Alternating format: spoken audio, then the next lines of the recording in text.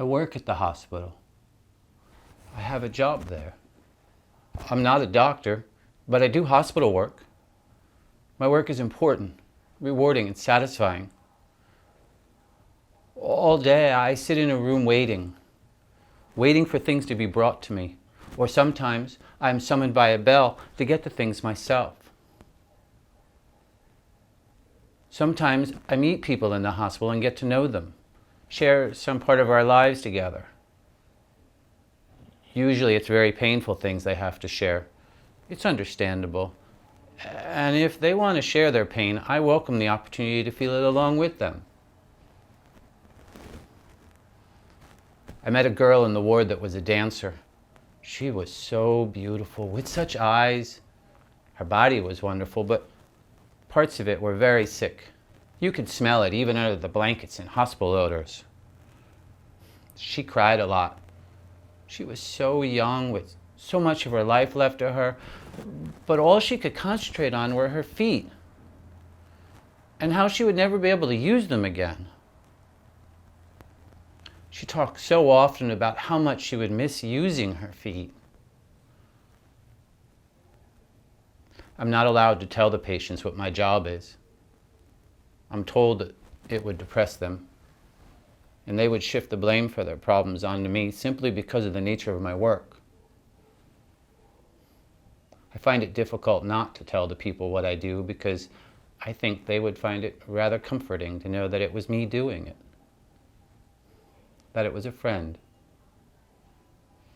I love my work, but there are parts about it that make me very sad, and I couldn't stand it if the patients in the ward looked at me with anything but kindness. They ask me what I do at the hospital, and I say I make friends and pray for people and care for them in ways that they will never know about. And the people, even the little dancer, smile when they hear that. Even though they don't know how I care for them, they like the idea that I do. I run the incinerator.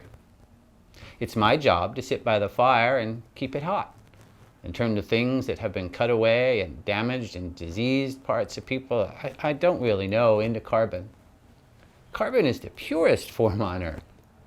I burn them.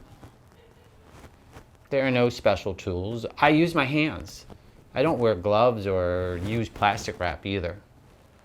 I believe that even a severed limb remains somehow human and somehow worthy of love and affection. I couldn't rest if flesh weren't the last thing to touch flesh before the flames. One touch before the fire. I think of hell while I work. I imagine a fire that burns and burns and yet does not consume. And I feel sadness. Not for the damned, they have waited too long for it. I feel sadness for a fire that cannot burn disease into purity, and for flesh that can't surrender to the heat. But I'm a romantic, and that means I don't sleep very well. This morning these arrived. The dancer cried and cried over losing them, but I think I was the only one who could hear the feet crying over never being useful again.